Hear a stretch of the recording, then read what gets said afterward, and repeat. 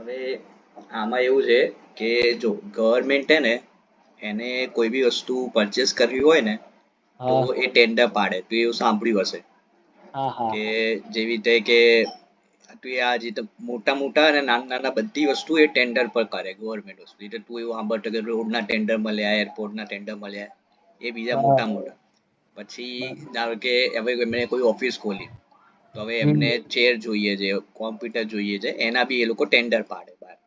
બરોબર. તો એ ટેન્ડર જેને જે સેલર હોય એમાં એપ્લાય કરે અને બધી હમ પ્રોસેસ થાય અને પછી એમને ટેન્ડર મળે. જે સૌથી ઓછા પ્રાઇસમાં બીડ કરે એને ટેન્ડર મળે. પણ હવે ઓકે. આમાં કેવું હોય કે ડોક્યુમેન્ટેશન ને આ તે ને બધું કરવાનું હોય તો હા એમાં ટાઈમ લાગે કરવામાં. બરોબર. તો હવે નાની નાની વસ્તુ લેવાની તો લાખ રૂપિયાની જ વસ્તુ ઓર્ડર એટલે લાખ હા રૂપિયા ગવર્મેન્ટ માટે કઈ ના કહેવાય એમ. હા તો એ તો એટલો તેમની માટે નાનો સારું. ઓર્ડર હોય ને તો હમ એનામાં આટલો વધુ ટાઈમ એ લોકો ના જ કરી શકે કે ભાઈ 15 દિવસ કેમ ટેન્ડરિંગમાં હોય ને ઓછામાં ઓછા 15 દિવસ જેવા તો થઈ જ જાય છે. કોઈ બી ટેન્ડર હોય કે એમાં કેવું હોય પ્રોસેસ હોય ડોક્યુમેન્ટેશન હોય પહેલા ડોક્યુમેન્ટ સબમિટ કરે એ લોકો. એમાં બરોબર. ડોક્યુમેન્ટમાં એ બધું હોય કે ભાઈ કે એ બધું ક્રાઈટેરિયા હોય કે ભાઈ તમારે તમે ઓએમ છો કે નહીં, તમને કેટલો એક્સપિરિયન્સ છે. ધારો કે કોમ્પ્યુટર લેવા જાય તો એ જોવું હોય કે ભાઈ તમે આના પહેલા કેટલા ઓર્ડર કર્યા એ કેટલો તમારો ટર્નઓવર એ બધું એ ચેક થાય. અને પછી આગળ વધે પછી ધીમે ધીમે બિડિંગ આવે પછી જે ઓછા પ્રાઇસમાં આપે એને હા ટેન્ડર મળી જાય. તો હવે આ બધીમાં શું છે કે મોટા ટેન્ડર માટે તો બરાબર છે, મોટી પ્રાઇસ હોય ઓર્ડર હોય તો બરાબર છે. પછી નાના નાના હમ હોય કે ભાઈ 1 લાખનું છે, 50,000નું છે, હવે એના માટે ધારો કે હવે ગવર્મેન્ટે એમને શું કહેવાય એક ચેર લેવી કે બે ચેર લેવી અને કે હમ નોટબુક કે એવું કઈ લેવું છે તો એના માટે બરાબર. આટલું 10-15 દિવસ રોકાવાનું કઈ એ નથી. તો એના માટે એ લોકોએ શું સોલ્યુશન કાઢ્યું એમણે હું જો શેર સ્ક્રીન પર બોલું એમણે હા આ જેમની માર્કેટ પ્લેસની દેખાય છે સ્ક્રીન? હા હા દેખાય છે. ઓકે. તો એમણે વેબસાઇટ બનાવી government e market place. Market place એટલે શું હોય એટલે એમેઝોન ફ્લિપકાર્ટ એ માર્કેટ પ્લેસ છે. એટલે હમ માર્કેટ પ્લેસ નું મિનિંગ શું કે ત્યાં તમને બધી વસ્તુ મળી જાય નાની નાની મોટી મોટી જે તો આપણે એમેઝોન પર જઈએ તો પેન એ મળે, નોટબુક એ મળે, ટીવી હા મળી જાય ને મોબાઈલ મળી જાય, બધું વસ્તુ આપણને એક જ જગ્યાએ મળી જાય. એને માર્કેટ પ્લેસ બરાબર. કહેવાય. હવે હમ એટલે એને ગવર્મેન્ટે એમની પોતાની માર્કેટ પ્લેસ બનાવી ગવર્મેન્ટ ઈ માર્કેટ પ્લેસ એટલે જેમ હમ હવે એમાં કેવું છે કે પેલી માર્કેટ પ્લેસો છે ને એમાં કેવું છે કે પબ્લિક માટે એટલે પબ્લિક એટલે આપણે જઈને ખરીદી કરી શકીએ. પણ આ જે હા વેબસાઇટ એમની છે ને માર્કેટ પ્લેસ એમાં ખાલી ગવર્મેન્ટના લોકો જ ખરીદી કરી શકે. સ્પેશિયલ ગવર્મેન્ટ માટે બનેલી છે આ માર્કેટ પ્લેસ. ઓકે. સમજી ગયા આટલું? હા હા ઓકે. હવે આનો રીઝન એ હતો કે ભાઈ પેલું ટેન્ડરિંગમાં વધુ ટાઈમ લાગે છે.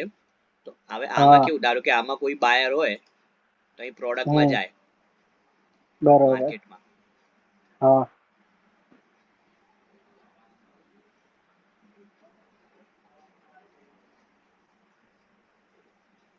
હવે એને ફોર એક્ઝામ્પલ કે ભાઈ ચેર જોઈએ તો અહીં સર્ચ કરશે ચેર હમ તો અહીં બધી એને ચેરની કેટેગરી આવી જશે. ધારો કે એને ઓફિસ માટે ચેર જોઈએ છે એને હા બધી ચેર દેખાઈ જશે. અલગ અલગ ટાઈપની જે હોય બધી બ્રાન્ડની અહીં ચેર બરાબર. મળશે એને.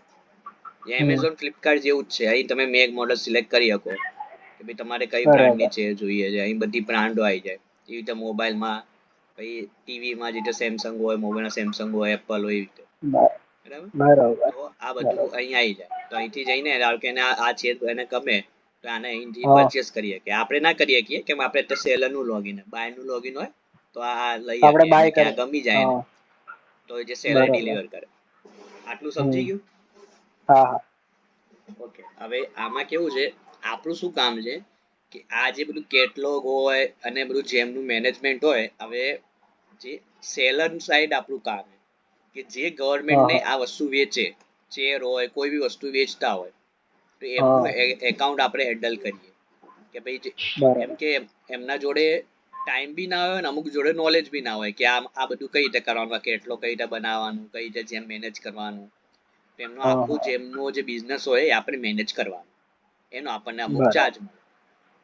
હમ હમ એવી રીતે એ આપણું કામ છે મેન, કે ભાઈ આપણે બરાબર. એમનું જે આપણું કેટલોગ અપલોડ ને આ બધું જેટલું બી કામ હશે એને બહુ બધું કામ છે, પણ જેટલું હા બી કામ હા હશે ને એ આપણે એમને સેટિંગ કરી આલો ને એના પરથી આપણને આપણને પૈસા આપે, એ રીતના આપણું એમનું કન્સલ્ટન્સી હોય.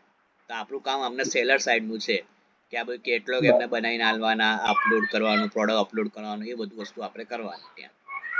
બરાબર.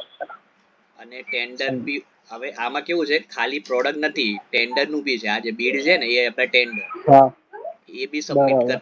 આમાં હવે કેવું છે કે 5 લાખ સુધીમાં તારે કોઈ બી પરચેસ કરવી હોય ને તો તારે હા ટેન્ડરમાં ના જવું હોય બાયર ને, તો ડાયરેક્ટ અહીંથી આઈટમ એ કીધું શોધ્યું ને એ રીતે શોધીને એ ચેર ડાયરેક્ટ ઉઠાઈ શકે જેને લઈ લેવી હોય, બરોબર.